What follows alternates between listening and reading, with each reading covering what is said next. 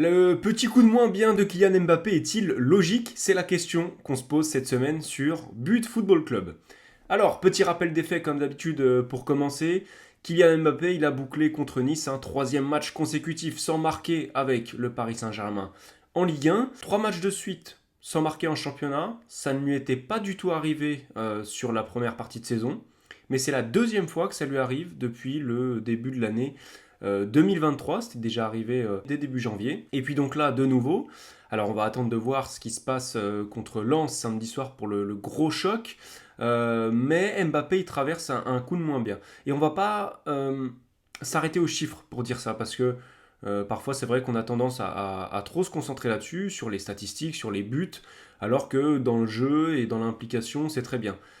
Là, le problème, c'est que Mbappé, même dans le body language, comme on dit, voilà, le langage corporel, les déplacements, le travail sans ballon, etc., je le trouve personnellement en dessous.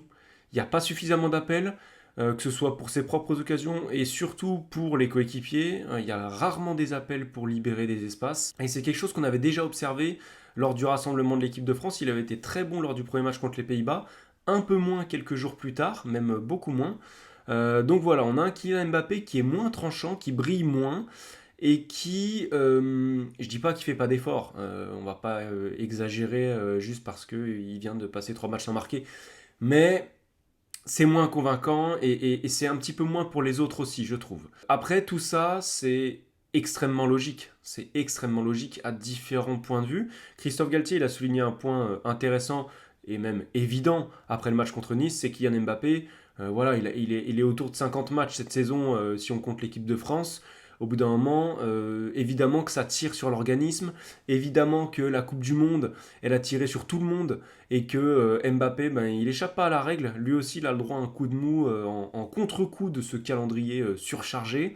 Et on en est limite à penser, c'est ce que Galtier sous-entend, qui joue avec presque des pépins physiques. Donc, en tout cas, Galtier disait qu'il avait insisté pour jouer contre Nice alors qu'il était un petit peu incertain. Et ce qui, je trouve, met en lumière ce moment difficile, entre guillemets, hein, pour Mbappé, c'est qu'il y avait beaucoup de pression quand même autour du match à Nice le week-end dernier, et que dans ce genre de contexte, généralement, Mbappé, il adore briller. Et là, on l'a même pas vu, j'ai l'impression, chercher spécialement à se créer des occasions, etc. Je l'ai senti vraiment éteint. Alors que dans ce genre de rencontre, normalement, un Mbappé en forme, il prend toute la lumière et il adore ça. Donc on a parlé des pépins physiques et de l'enchaînement des matchs. Il y a aussi tout ce qui s'est passé d'un point de vue extra-sportif. Récemment, c'était le capitaine en équipe de France. Il a beaucoup pris la lumière, il s'est beaucoup exprimé avec les Bleus. Donc il y a eu tout ça, beaucoup de regards sur lui, même s'il en a l'habitude. Faut pas oublier que ça reste un homme et un jeune. Et puis il y a eu cette affaire de la campagne de réabonnement dont il s'est un petit peu détaché, même complètement. Il s'est détaché de la communication du club, il en a parlé publiquement dans une story Instagram. Ça a fait parler, ça a fait réagir aussi.